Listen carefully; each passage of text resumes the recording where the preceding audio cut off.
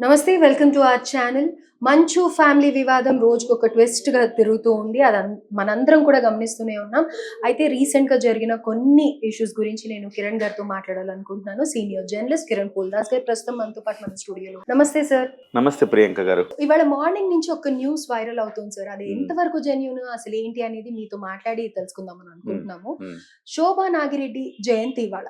So దీనికి గాను మంచు మనోజ్, మౌనిక ఆళ్లగడ్డకి వెళ్తున్నారు 1000 కార్లతో అని అనేసి వింటున్నాం. అదొక టాపిక్ అయితే, మంచు మనోజ్ రాజకీయ ప్రవేశం చేస్తున్నాడు అని అనేసి వినిపిస్తోంది. అది కూడా జనసేన పార్టీలోకి వచ్చే ఛాన్సెస్ ఉన్నాయి, ప్రకటన ఇవ్వబోతున్నారు ఇవాళ ఈవినింగ్ అని ప్రతి ఒక్కరు ఆసక్తిగా ఎదురు చూస్తున్నారు.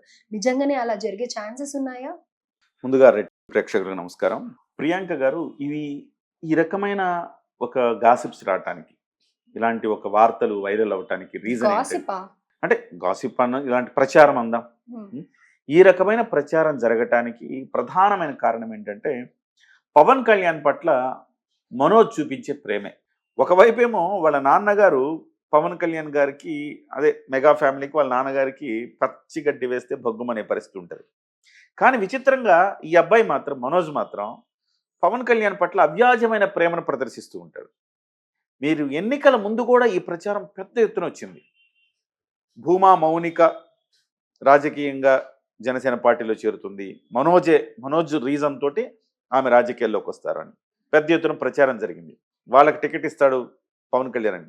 కానీ అవేవి నిజం కాలేదు. ఇవాళ కూడా అలాంటి ప్రచారమే జరుగుతోంది. రీజన్ ఏంటంటే, వాళ్ళది సహజంగా రాజకీయ ఫ్యామిలీ. వాళ్ళ అక్క మౌనిక, వాళ్ళ అక్క ఇప్పటికే తెలుగుదేశం పార్టీలో ఉంది. గతంలో తెలుగుదేశం పార్టీలో ఉన్నారు వాళ్ళు. ఆ తర్వాత పిఆర్పీకి వచ్చారు. పిఆర్పీ నుంచి మళ్ళీ తెలుగుదేశం పార్టీలోకి, వైఎస్ఆర్సీపీలోకి వెళ్ళారు. పిఆర్పీ నుంచి వైఎస్ఆర్సీపీలోకి వెళ్ళారు. వైఎస్ఆర్సీపీ నుంచి మళ్ళీ తెలుగుదేశం పార్టీలోకి వచ్చారు. సో ఇద్దరు దురదృష్టవశాత్తు ఇద్దరు మరణించారు.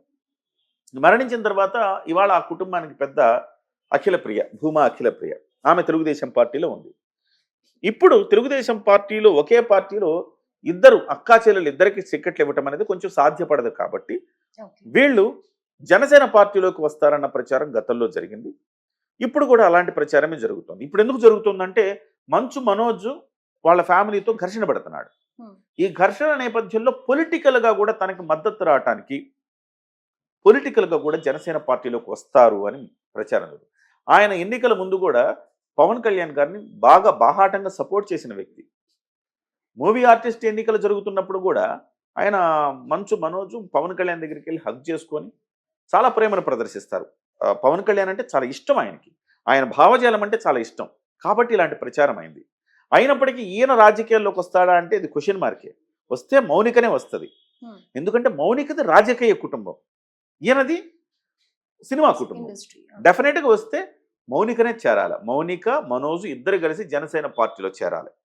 కానీ ఈ దశలో ఆ రకమైన పరిణామాలు జరుగుతాయని నేను అనుకోను. అంటే అఖిలప్రియ షీస్ ఫ్రమ్ తెలుగుదేశం కదా, అండ్ వీళ్ళు ఇక్కడ జనసేనకు వెళ్తారు అంటే అప్పుడు మనకి ఎలాంటి క్లాషెస్ రావు, అందులో వాళ్ళిద్దరికి కూడా పడట్లేదు అన్న విషయం తెలుస్తూనే ఉంది మనం. అంటే మనం గత చరిత్రను మనం చూస్తే ప్రియాంక గారు, చాలా మంది అన్నదమ్ములు రెండు పార్టీల్లో ఉన్న చరిత్రలు చాలా మంది ఉన్నారు.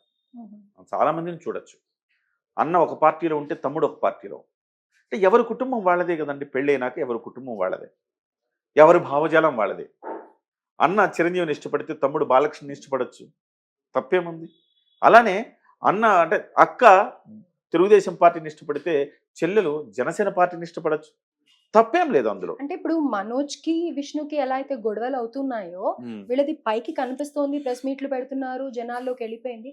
కానీ వాళ్ళిద్దరు అక్క చెల్లెల మధ్యలో కూడా గొడవలు అవుతున్నాయి, గొడవలు అవుతున్నాయన్న ప్రచారం ఉంది. కానీ గొడవలు లేవు అవుతున్నాయన్న ప్రచారం మాత్రమే. కానీ వాళ్ళు ఇప్పుడు ప్రస్తుతం ఆమె తల్లి పాత్ర పోషించాల్సిన పరిస్థితిలో ఉంది అఖిలప్రియ.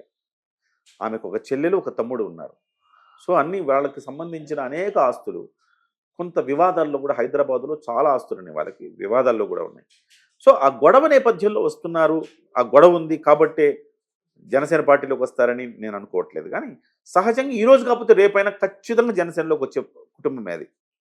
భూమా మౌనిక అండ్ మనోజ్ మాత్రం ఖచ్చితంగా ఈ రోజు కాకపోతే రేపో ఎల్లుండి, అంటే మీ నెక్స్ట్ ఇయర్, ఆ తర్వాత ఇయర్ ఖచ్చితంగా జనసేన పార్టీలోకి వస్తారు. ఏదో ఒక రోజు 2029 ఎన్నికల్లో భూమా మౌనిక పోటీ చేస్తుంది జనసేన తరఫున, అందులో ఖాయం.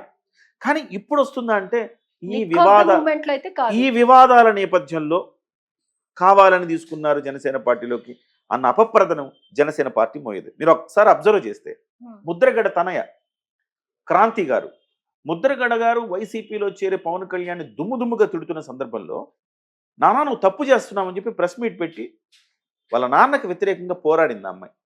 ఆ అమ్మాయి ఆ రోజు నేను జనసేన పార్టీలో చేరతానంటే కుటుంబాల మధ్య నేను చిచ్చు పెట్టను, దయచేసి వద్దమ్మా, నాకు అపప్రద వద్దు, ఎన్నికలప్పుడు ఈ రకంగా కుటుంబాన్ని చీల్చేయడం అపప్రద వద్దు, ఎన్నికలు అయిపోయిన తర్వాత నిజంగా మీకు రావాలని ఉంటే నాకు అవకాశం ఉంటే తీసుకుంటానన్నాడు. ఈ మధ్య కాలంలో ఆమె పార్టీలో చేరింది. కాబట్టి ఆ కుటుంబాల మధ్య వివాదం నడుస్తున్నప్పుడు పవన్ కళ్యాణ్ గారు ఏదో ప్రోత్సహిస్తున్నాడన్న భావనలో పార్టీలోకి వెళితే ఉంటది. కాబట్టి పవన్ కళ్యాణ్ గారు ఒకవేళ వాళ్ళ ఆ ఇంట్రెస్ట్ ఎక్స్ప్రెస్ చేసినా పవన్ కళ్యాణ్ గారు తీసుకునే అవకాశం అయితే లేదు. కానీ ఖచ్చితంగా భూమా, మౌనిక అండ్ మనోజ్ జనసేన పార్టీలోకి వస్తారు ఖాయమది. సో మీరు మోహన్ బాబు పట్ల ఎందుకు అంత ఉదారత చూపిస్తున్నారు? తప్పు కదా ఇది, సమాజం ప్రశ్నించదా ఇది?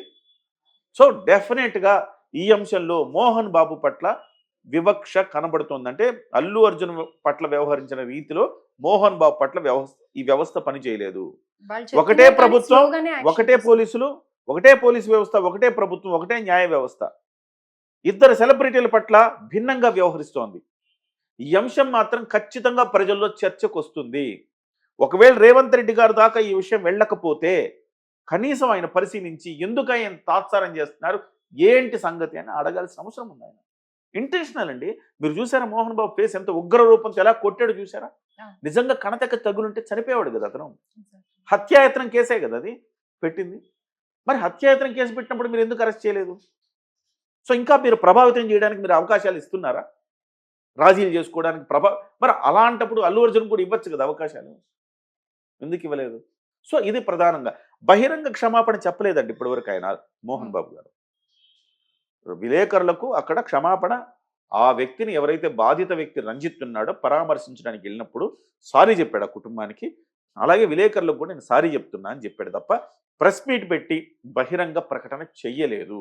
లేకపోతే ఆయన బయటకు వచ్చి మాట్లాడడానికి పోలీసులు అరెస్ట్ చేస్తారన్న భయం ఉంటే ఎలాగో అరెస్ట్ చేయరు, ఆయన పెట్టుకోవచ్చు. కానీ పోలీసులు బాహాటంగా మీరు ప్రెస్ మీట్ పెట్టడానికి ఎలా పెడతారు మీరు అనేది అంటారేమో అన్న ఉద్దేశంతో ఆయన పెట్టక కనీసం ఒక లేఖ, బహిరంగ లేఖ అన్న విడుదల చేయాలి కదా, అది కూడా చేయలేదు. ఖచ్చితంగా ఈ విషయంలో అల్లు అర్జున్ పట్ల వ్యవహరించిన తీరులో మోహన్ బాబు పట్ల వ్యవహరించలేదు. ఈ ప్రభుత్వం ఈ రకంగా చేస్తే